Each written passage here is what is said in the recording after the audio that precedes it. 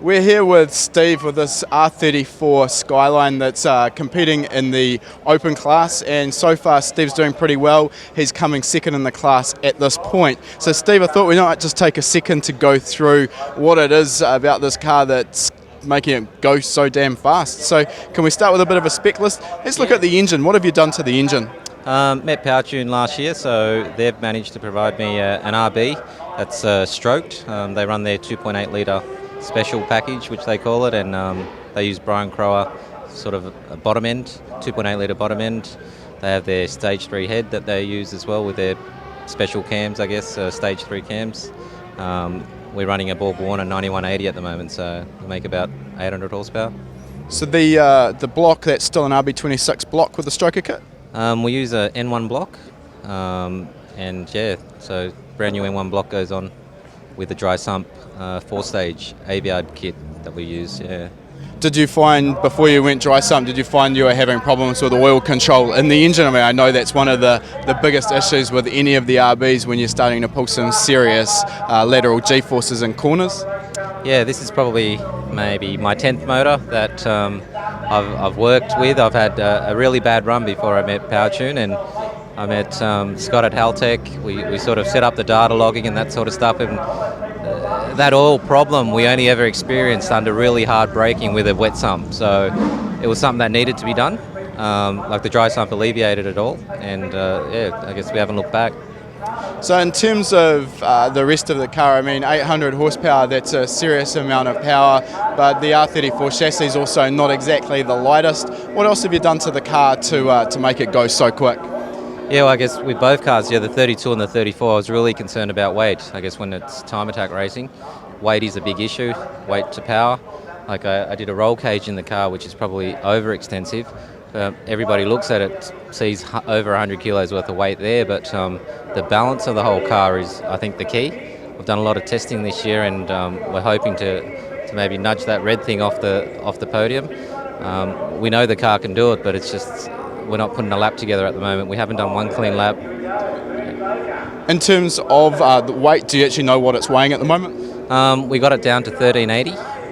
That's the lightest we can get it down to at the moment. It's actually still pretty good for the R34 chassis. They're a bit of a whale in stock form, so you're not doing a bad job there. Talking about the class rules, you're running in the open class. Can you tell us what the restrictions are there and what's holding you back from modifying the car further? Aero is a big sort of grey area that we experimented with this year as well. Like we found last year we had the engine package and everything going well. I've got Dean Lilly up from Melbourne, who's a V8 supercar engineer as well, and he's been helping us with setup. Setup is important. Aero, they're the two things that we've fine-tuned throughout the whole year. And there are rules within open class to restrict the amount of aero you can use. So we try and stay well within the guidelines and experiment with lots of testing. So those guidelines, you're not allowed to go as crazy and radical on the aero as the pro open cars, for example? Absolutely. So for example, behind you, like the front splitter can only be 150 mil facing forward, above the furthest point of the car. The ride height is another big thing. We can only go 65 mil, I guess, above the ground.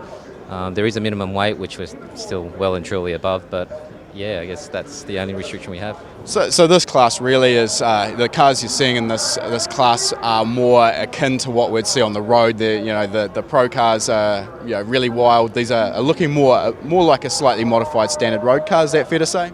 Well, it's the most competitive class in the whole event, in my opinion. Apart from the club sprint cars, this is where the workshops really get involved into it as well. They like to represent what they can produce. Yeah, I guess it's a real competitive class. In terms of transmission and the four-wheel drive drivetrain, what have you done there? Is there any modifications?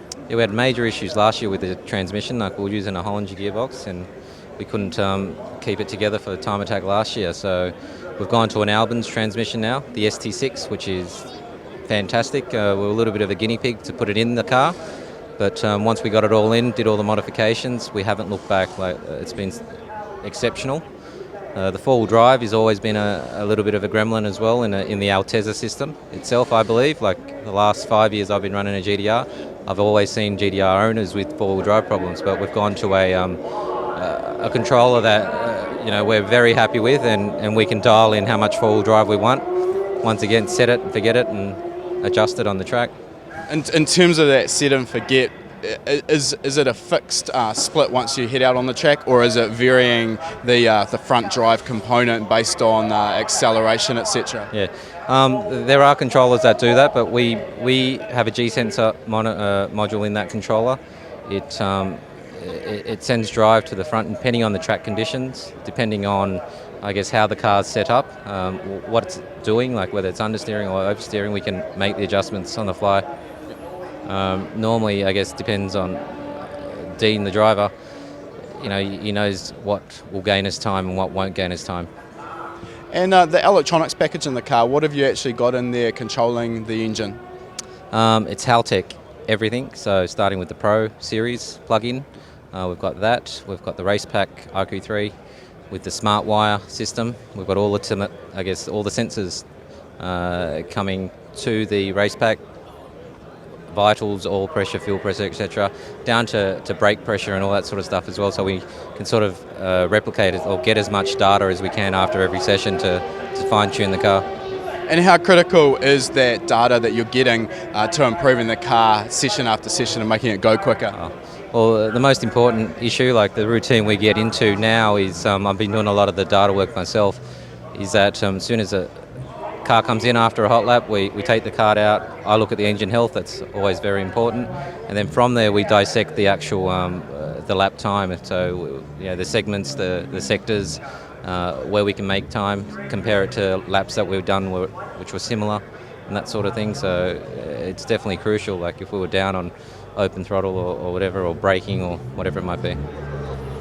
Look, it's a beautifully presented car, Steve. We wish you all the best for the rest of the weekend, and hopefully you can punch it up to that first place. Thanks for taking the time to chat to us today. Thanks, mate. Cheers. For online tuning courses, visit learntotune.com.